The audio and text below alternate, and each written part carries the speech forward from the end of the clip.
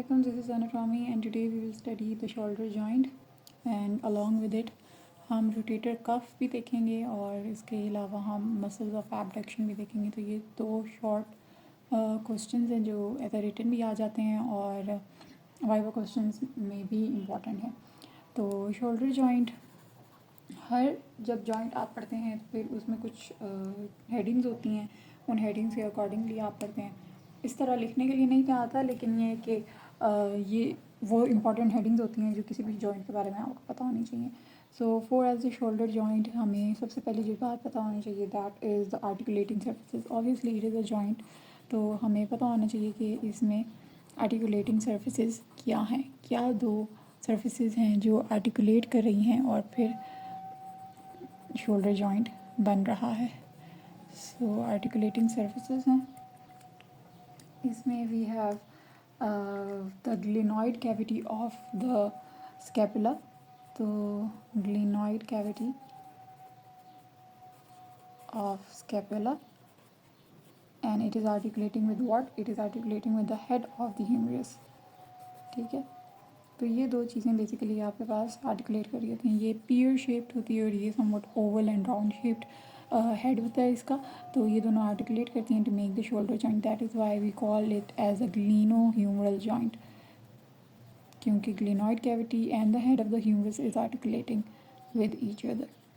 ठीक है, तो ये सबसे पहले आपकी हेडिंग होती है जो आपको पता होनी चाहिए। सेकेंडली जो चीज़ आपको पता होनी चाहिए वो होती है कि type, what is the type of the joint. So it's a ball and socket joint in this case. Marker क्या हो गया। सो टाइप में आपके पास आ जाता है it is a synovial joint, synovial ball and socket joint. So ये glenoid cavity एक सॉकेट रिप्रेजेंट करती है और हेड ऑफ द ह्यूमरस एक बॉल रिप्रेजेंट करती है और इनमें एक साइनोवियल कैविटी होती है। तो synovial joint of ball and socket variety. ठीक है, तो ये आपकी हो जाती है second heading. Then we move towards the third heading that is the glenoid labrum. Well ये हेडिंग तो नहीं है, लेकिन ये है कि ये इस आर्टिकुलेटिंग सर्फेसेस में थोड़ा सा इसकी एक्सटेंशन है, तो glenoid labrum. So what is a glenoid labrum? It is basically a fibro cartilaginous rim, मतलब कि एक फाइब्रो कार्टिलेजिनस कह लें कि एक शीट है जो कि आपकी ग्लिनॉइड कैविटी को कवर कर रही होती है। अब जो जब आप बोन अगर आप लें म्यूज़ियम वगैरह से तो आप देखेंगे कि जो ग्लिनॉइड कैविटी होती है ना वो इतनी डीप नहीं होती, वो शैलो सी होती है। तो उसको डीप करने के लिए सच दैट कि it can fit the head of the humerus, उसके अराउंड एक फाइब्रो कार्टिलेजिनस शीट होती है, कवर कर रही होती है उसको, जो कि इस ग्लिनॉइड कैविटी को डीपन करती है ताकि वो हेड ऑफ द ह्यूमरस को एक्यूमुलेट कर सके।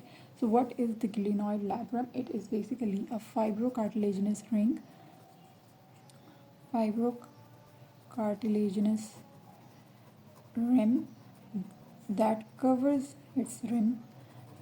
covers the glenoid cavity। ठीक हो गया, तो ये होती है आपके पास क्या? Glenoid labrum. ठीक है, नेक्स्ट हम आ जाते हैं some of the factors that strengthen the shoulder joint. इसमें इसी हेडिंग में हम इसके लिगामेंट्स भी पढ़ लेंगे। तो या लिगामेंट्स की सब हेडिंग कह लेंगे या आप इसकी फैक्टर्स अफेक्टिंग द और प्रोवाइडिंग द स्ट्रेंथ। तो उसमें अगर फैक्टर्स की बात कर लेंगे, फैक्टर्स दैट मारकर मेरा ख़त्म हो गया जैसे प्रोवाइड स्ट्रेंथ। ठीक है, तो इसमें हमारे पास जो चीज़ें आती हैं वो सबसे पहले तो इसके लिगामेंट्स आते हैं। ठीक है, all the ligaments accessory and जो शोल्डर जॉइंट के अपने हैं और जो एसेसरी लिगामेंट्स इसको आ रहे हैं। तो लिगामेंट्स हम डिटेल में पढ़ेंगे, तो अभी मैं सिर्फ लिगामेंट्स लिख रही हूँ। तो लिगामेंट्स, इसके अलावा glenoid labrum.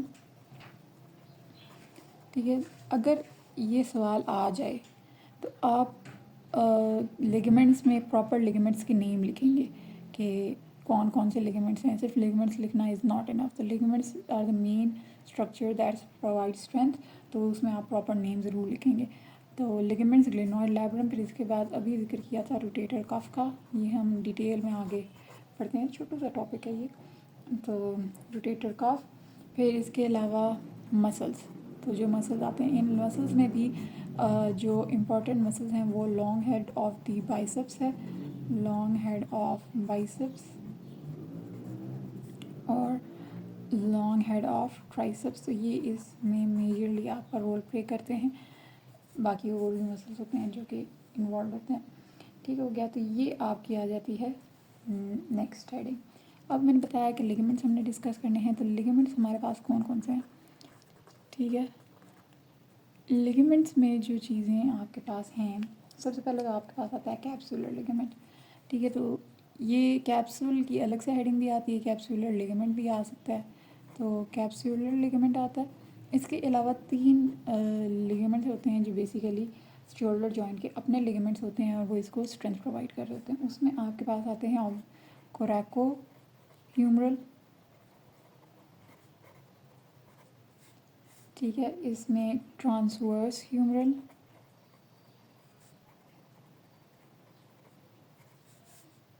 Transverse humeral ligament, ठीक है, और फिर आ जाता है आपके पास अच्छा ग्लेनॉइड लैब्रम। इसमें एक और भी था, बहरहाल हम देखते हैं कि मैंने कोई मिस तो नहीं कर दिया। अच्छा, इन 3 के अलावा ना एक हमारे पास एसेसरी होता है लिगामेंट। एसेसरी लिगामेंट उस लिगामेंट को कहते हैं जो बेसिकली शोल्डर, जैसे ये जो लिगामेंट बताऊंगी वो शोल्डर जॉइंट का लिगामेंट नहीं है, that doesn't play a part in making up the shoulder joint, but वो उसके आसपास किसी स्ट्रक्चर को जॉइन कर रहा होगा या किसी आसपास किसी स्ट्रक्चर्स के दरमियान का जो लिगामेंट होगा जो इस जॉइंट को सपोर्ट कर रहा होगा। ठीक है, तो वो होता है एसेसरी लिगामेंट। तो इस केस में जो एसेसरी लिगामेंट है वो है कोरैको एक्रोमियल लिगामेंट। तो वो कोराकॉइड प्रोसेस से एक्रोमियम पे जाता है। ठीक है, तो वो हाँ, तो वो जो है शोल्डर जॉइंट का अपना लिगामेंट नहीं है, it doesn't play a part in that, but वो उन 2 स्ट्रक्चर्स को जॉइन करता है और इन अ एसेसरी वे वो इसको सपोर्ट प्रोवाइड कर रहा होता है। तो कैप्सुलर लिगामेंट की अगर हम लोग देखें अटैचमेंट, तो क्योंकि मेरा मार्कर सूख चुका है तो मैं ब्लू से ही लिख रही हूँ सारा। तो कैप्सुलर लिगामेंट जो होता है ना वो उसकी जो मीडियली अटैचमेंट होती है ना वो होती है टू सुप्रा ग्लिनॉइड ट्यूबरकल के बियॉन्ड, मतलब कि अगर ये ग्लिनॉइड कैविटी थी और यहाँ पे एक इसका ट्यूबरकल था, राइट, तो यहाँ से इसकी अटैचमेंट शुरू होती है। ठीक है, मीडियली, तो बियॉन्ड द सुप्राग्लिनॉइड ट्यूबरकल, ठीक है, ये इसकी मीडियल अटैचमेंट है।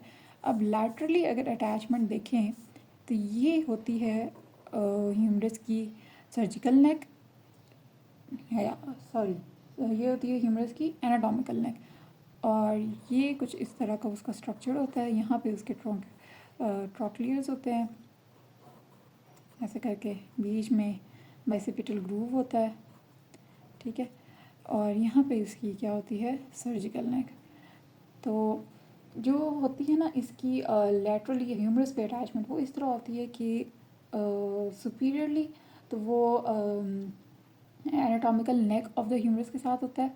ठीक है, ये anatomical neck of the humerus होता है, लेकिन इन्फीरियरली वो एक्सटेंड करता है to up until the surgical neck, और इस तरह से करके कुछ कवरिंग दे रहा होता है। ठीक है, तो ये सारा पार्ट जो है वो कैप्सूल के अंदर आता है।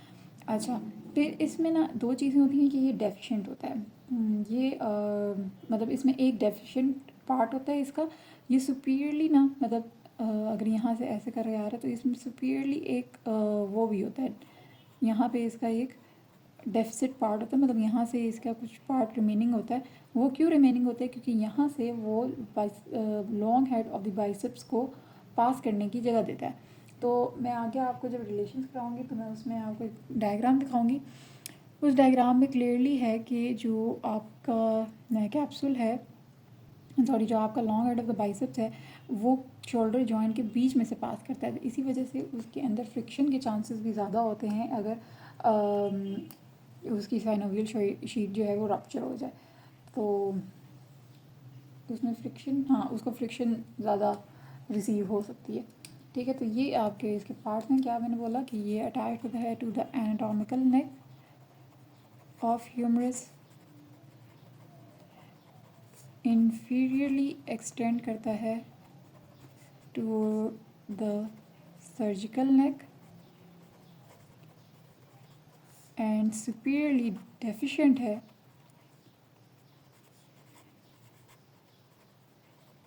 to allow the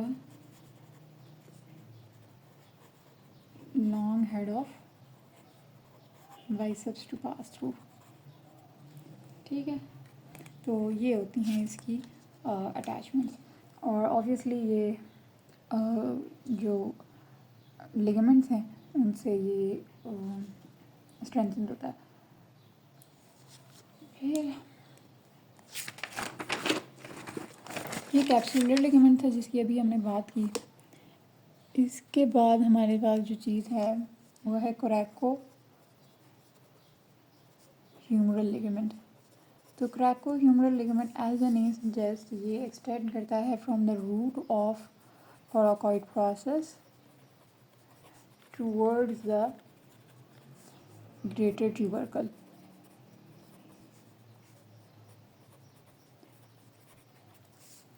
कुछ इस तरह की इसकी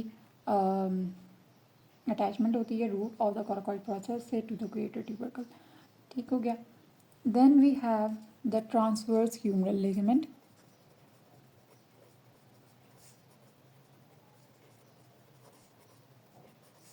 ठीक है, ट्रांसवर्स ह्यूमरल लिगामेंट का ये है कि ये as a name suggest transverse है, तो ये ट्रांसवर्सली प्लेस्ड है। अब ये जो होता है ना, ये दो ट्यूबरकल से greater tubercle and lesser tubercle, तो उन दो के दरमियान ये ऐसे ब्रिज कर रहा होता है so that it keeps the contents of the bicipital groove in place. तो bridges the bicipital groove, upper part of bicipital groove. ठीक है, बाइसेप्टल ग्रूव। तो ये आप देख सकते हैं इस तरह की इसकी अटैचमेंट है ट्रांसवर्स ह्यूमरल लिगामेंट की। देन वी हैव अच्छा, ये हमारे पास इसके लिगामेंट्स हो गए। ग्लिनो ह्यूमरल लिगामेंट भी होता है, वो ग्लिनॉइड कैविटी से ह्यूमरस पे जाके अटैच होता है। नाम अगर आपको पता है तो आप अटैचमेंट देख सकते हैं। ठीक है, और कोरैको एक्रोमियल लिगामेंट का भी मैंने आपको बता दिया, कुछ इस तरह की इसकी अटैचमेंट होती है। Then we have bursa. Bursa जो होते हैं, वैसे ये कोई पूछता नहीं है बट ये है कि कोई पूछ ले तो बुरसास होते क्या हैं बेसिकली, अगर हम इसकी डिफ़ाइन करें तो ये स्मॉल फ्लूइड फिल्ड स्पेसेस होती हैं। ठीक है, ये फ्लूइड फिल्ड स्पेसेस जो होती हैं ना, बेसिकली कुशनिंग इफेक्ट प्रोवाइड कर रही होती हैं to all the other structures. और उनकी एक तो कुशन है तो वो शॉक भी थोड़ा बहुत ऑब्जॉर्व कर लेगी। और बेसिकली जो उनका फंक्शन होता है ना वो होता है रिड्यूस द फ्रिक्शन। तो ये जिन जिन स्ट्रक्चर्स के दरमियान फ्रिक्शन के चांसेस ज़्यादा होते हैं ना, वो वहाँ पे फ्रिक्शन को रिड्यूस करने के लिए प्रेजेंट होती हैं। अब यहाँ पे जो हमारे पास आपको ना बेसिक इसके नाम पता हो, आई थिंक दैट्स फार इनफ, क्योंकि मैं कोई इसकी स्पेसिफिकली लोकेशन नहीं पूछता।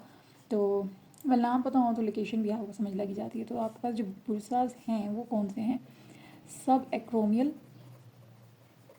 ठीक है, सब एक्रोमियल बुरसा। इसके अलावा आते हैं सब स्कैपुलर बुरसा। ठीक है, नाम पता हो तो आई think that's far then enough. सब स्कैपुलर है तो इंफ्रास्पाइनेटस है। देन वी हैव, अच्छा हाँ, कुछ और बुरसाज होते हैं to that are related to the teres major long head of the triceps and the little triceps. Well ये तीन अगर आपको याद है that I think that's far then enough. ठीक है, देन जो है, अच्छा अब हम आ जाते हैं इसकी ब्लड सप्लाई पे। ठीक है, ब्लड सप्लाई जो इसकी आती है ना वो आती है कुछ बेसिक मेन जो हैं वो 3 हैं, बट एक और भी हम इसके अंदर ऐड कर लेते हैं। तो ब्लड सप्लाई जो आती है वो आती है कुछ जो आर्टरी से, पहले आर्टरी से अगर हम लोग लिखें तो वो होती है anterior circumflex iliac, sorry iliac नहीं, anterior circumflex humeral, anterior circumflex humeral. Then अगर एंटीरियर है तो posterior circumflex humeral. Then we have the suprascapular vessel, suprascapular vessels, और फिर आ जाते हैं सबस्कैपुलर वेसल्स। तो ये बेसिकली एनास्टोमोसिस बना रही होती हैं अराउंड द शोल्डर जॉइंट, जो कि इसको सप्लाई करता है। ठीक है, अब जो एंटीरियर और पोस्टीरियर होती है ना, अगर ये आपके पास क्या है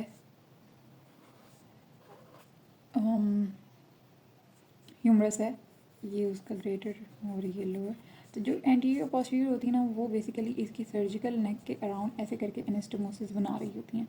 ठीक है, तो ये एंटीरियर और पोस्टीरियर के बीच का एनास्टोमोसिस होता है जो आपस में ज्वाइन करती हैं सर्कमफ्लेक्स ह्यूमरल।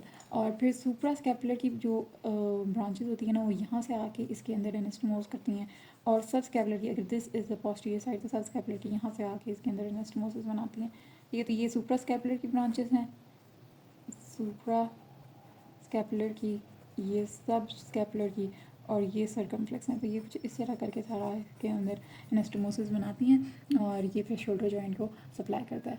ठीक है, then we have nerve supply. Nerve supply आपको यहाँ पे जो 3 मेन होती हैं जो इसको सप्लाई करती हैं वो होती हैं एक्सिलरी। ठीक है, एक्सिलरी नर्व देती है। Then we have the musculocutaneous. ठीक है, मस्कुलोक्यूटेनियस देगी। And then we have the suprascapular, suprascapular nerve, जो कि फिर इधर को सप्लाई करेगी। तो ये 3 नर्व्स होती हैं जो कि इधर सप्लाई करती हैं। मूवमेंट्स आपको पता है कि ये एक बॉल एंड सॉकेट जॉइंट है, तो इसमें movements flexion, extension, abduction, adduction, medial rotation, lateral rotation और सबडक्शन सारी हो जाएंगी। ठीक है, तो ये सारी जो मूवमेंट्स होती हैं ना ये आपने याद रखनी होती हैं कि मूवमेंट्स क्या क्या हैं, और उसके मसल्स बुक में गिवन है। जो आपको मसल्स याद होते हैं, 3 at least 2 muscles of each movement आपको याद रखने चाहिए, क्योंकि ये अक्सर क्वेश्चन आता है कि आप जो क्या कहते हैं जॉइंट है उसकी मूवमेंट्स बताएं कि उसके अंदर मूवमेंट्स कौन कौन सी होती हैं, और आप ये भी बताएं कि उसमें 2 मसल्स इन्वॉल्व कौन से होते हैं, मतलब कोई भी 2 मसल्स बता दें जो इस मूवमेंट के लिए रिस्पॉन्सिबल हैं। तो ये क्वेश्चन आता होता है, और तो आप ये याद कर लें जो आपको ईजी लगे। शोल्डर जॉइंट का हमारे पास जो याद करने वाला था वो यही था। इसके अलावा कुछ रिलेशन हम एंड पे देखेंगे, वो मैं आपको डायग्राम से दिखाऊंगी। ठीक है, तो इसके अलावा हमने जो चीज़ें आज पढ़नी थी वो थी, उसमें था रोटेटर कफ, और दूसरा था हमारे पास मसल्स ऑफ एबडक्शन। मेरे ख्याल में पहले रोटेटर कफ कर लेते हैं। तो रोटेटर कफ जो होता है ना वो बेसिकली एक कॉम्बिनेशन है 4 मसल्स का। ठीक है, जो कि शोल्डर जॉइंट को स्ट्रेंथन कर पाता है। शोल्डर जॉइंट को स्ट्रेंथ करने में इसका बहुत इंपॉर्टेंट रोल होता है। अब कुछ इस तरह की उसके अरेंजमेंट होती है। ठीक है, और ये जो 4 मसल्स हैं ये कौन कौन से हैं, ये इसको आप याद रखते हैं सिट्स, SITS, सिट्स। सिट्स में पहला एस जो है वो सुप्रास्पाइनेटस का, supraspinatus. Then we have infraspinatus, then we have teres minor, and then we have subscapular. तो ये आपके पास 4 मसल्स होते हैं। अरेंजमेंट मैंने आपको दिखा दी। ये जो 4 मसल्स होते हैं ना ये आपके शोल्डर जॉइंट को ऑल ओवर कवर करते हैं और उसको स्ट्रेंथन प्रोवाइड करते हैं। अगर इसके अंदर आपकी अगर ये इनमें से कोई भी डैमेज हो जाए तो ये डल एक, मतलब एक स्लाइड से डल एक आपको शोल्डर में फील होता है, और जो कि यूजली ये पेन होती है ये नाइट के टाइम वर्स हो जाती है। ठीक है, तो इट्स शोज़ अ डल एक in the shoulder that versions at the night. और फंक्शन मैंने आपको बता दिया। तो अगर कोई आपसे रोटेटर का पूछे तो आपने ये 4 मसल्स बताने हैं, इसका फंक्शन बताना है, and that would be फारदर enough. फिर हम आ जाते हैं मसल्स ऑफ द एबडक्शन पे। ठीक है, मसल्स ऑफ द एबडक्शन में ये है कि आपके पास एबडक्शन के लिए 4 मसल्स इन्वॉल्व होते हैं। ठीक है, अब वो जो 4 मसल्स हैं वो क्या है, सब स्कैपुलर, ठीक है, then deltoid, then trapezius and serratus anterior। ठीक है, तो ये 4 मसल्स होते हैं जो कि एबडक्शन के लिए इन्वॉल्व होते हैं। हम इनको पढ़ क्यों रहे हैं, क्योंकि ये जो 4 मसल है ना, ये अलग अलग डिग्री ऑफ एबडक्शन कराते हैं। लाइक अगर हम लोग बात करें तो जो सब स्कैपुलर होता है ना, वो initial 0 to 15 degrees of abduction करवाता है। ठीक है, तो उसके बाद 15 to 90 डिग्रीज ऑफ एबडक्शन जो होती है ना, वो डेल्टॉइड करवाता है। और 90 से बियॉन्ड जो एबडक्शन होती है ना, it is about I think 120 degrees. ठीक है, तो वो ट्रैपीजियस और सेरेटस इंटीरियर करवाता है। तो ये भी इंपॉर्टेंट वाइवा क्वेश्चन है और ये भी इंपॉर्टेंट शॉर्ट क्वेश्चन है जिसे आपसे पूछा जाता है और आपसे कहा जाता है कि आप बताएं muscle of the abduction and the degrees the along and the degrees of rotation that they perform. ठीक है, तो इनिशियल 0 to 15% जो 15 डिग्रीज ऑफ एबडक्शन है वो सब स्कैपुलर मसल करवाएगा। Then 15 to 90 it will be the deltoid and then 90 to 120, I think it's 120 but do confirm. ठीक है, 90 to 120 जो होती है, 90 to बियॉन्ड जो बेसिकली होती है, वो ट्रैपीजियस और सेरेटस इंटीरियर कंबाइनली करवा रहे होते हैं। ठीक है, तो ये आपके इंपॉर्टेंट मसल्स थे। इसके अलावा अब हमारे पास रह जाता है रिलेशंस। तो रिलेशंस के लिए ना हमारे पास ये डायग्राम इंपॉर्टेंट है। ठीक है, तो जो रिलेशंस होते हैं हम उनको देखते हैं सुपीरियरली, इन्फीरियरली, एंटीरियरली, पोस्टीरियरली। ठीक है, तो अगर हम इसके रिलेशन स्टार्ट करें तो सबसे पहले जो सुपीरियर रिलेशंस आते हैं, सुपीरियर रिलेशंस में हमारे पास सुप्रास्पाइनेटस मसल आता है। ठीक है, अब ये मैं लिखूँगी नहीं, आप वैसे याद कर लें। थोड़े बहुत आपको रिलेशंस पता होने चाहिए, वाइवा क्वेश्चंस में आ जाते हैं। ठीक है, तो superiorly we have the supraspinatus muscle. ठीक है, और उसके बाद सब एक्रोमियल बुर्सा। तो जब हमने बुर्सास पढ़े थे, एक सब एक्रोमियल या सब डेल्टॉइड मसल, सब डेल्टॉइड क्या पढ़ा था, बुर्सा पढ़ा था। तो ये बेसिकली अब ये देखें, ये एक्रोमियम प्रोसेस है और इसके नीचे ये बर्सा है। ठीक है, तो ये जो बर्सा है ना, ये सब स्कैपुलर को सॉरी सुप्रास्पाइनेटस को फ्रिक्शन से प्रिवेंट कर रहा होता है। ठीक है, कि वो एक्रोमियम प्रोसेस के साथ फ्रिक्शन ना उसकी और रगड़ ना खाए। तो सुप्रास्पाइनेटस, सब एक्रोमियल बुर्सा और फिर इसके अलावा कोरैको एक्रोमियल लिगामेंट। ठीक है, आप डेल्टॉइड बेस में लिख सकते हैं। तो ये 3 आपको याद हो, supraspinatus, subacromial bursa and the coracoacromial ligament. तो ये वो कोरैको एक्रोमियल लिगामेंट है जिसका मैं कह रही थी कि ये वाला, कि ये जो है वो एसेसरी है, ये शोल्डर जॉइंट में कोई कंट्रीब्यूशन नहीं देता but it does support it. ठीक हो गया। अच्छा, ये इसके सुपीरियर रिलेशन में आ गया। इन्फीरियर रिलेशन में बात करें तो we have the long head of the triceps. Long head of the triceps आ जाता है, किधर गया इसमें लॉन्ग हेड ट्राइसेप्स, हाँ, long head of the triceps आ जाता है। Then we have the axillary nerve और फिर पोस्टीरियर सर्कमफ्लेक्स ह्यूमरल आर्टरी। तो ये 3 चीज़ें हैं। ये वाला जो है ना, ये इसके एंटीरियर में आता है। ये सब स्कैपुलरिस जो होता है ना, इसके एंटीरियर रिलेशन में आता है। तो इन्फीरियरली हम क्या लिखेंगे, long head of the triceps, axillary nerve and the posterior circumflex humeral artery. Anteriorly मैंने बता दिया, एक सब स्कैपुलरिस मसल होता है। क्रैकोब्रेकियालिस का भी मसल होता है इसमें। ठीक है, क्रैकोब्रेकियालिस बेसिकली एक शॉर्ट सा मसल है, तो वो भी इसके इन फ्रंट पास कर रहा होता है। ठीक है, और short head of the biceps, short head of the biceps, short head of the जो बाइसेप्स होता है वो आगे जाता है। ये मैं आपको उसको बता रही थी long head of the biceps का, कि ये जो है वो with in the synovial joint जो है वो पास कर रहा होता है। तो ये वैसे देखें, जो साइनोवियल कैप्सुलर लिगामेंट है वो यहाँ से डेफिशिएंट है ताकि वो इस long head of the biceps को पास करने दे। और पोस्टीरियरली फिर आ जाते हैं हम लोग इंफ्रास्पाइनेटस, टीरीज, ये टीरीज माइनर, इंफ्रास्पाइनेटस और फिर कुछ डेल्टॉइड का पार्ट आता है। तो ये हमारे पास जो हैं वो इसके रिलेशंस आते हैं। कोई थोड़ा बहुत आपको पता हो तो दैट इज़ इनफ। और ये ट्रांसवर्स ह्यूमरल लिगामेंट है जो कि upper part of the bicipital groove को कवर कर रहा होता है। ये subscapularis process. This is all for today and do let me know if you have any questions in the comment section below. Thank you, अल्लाह हाफिज़, bye bye.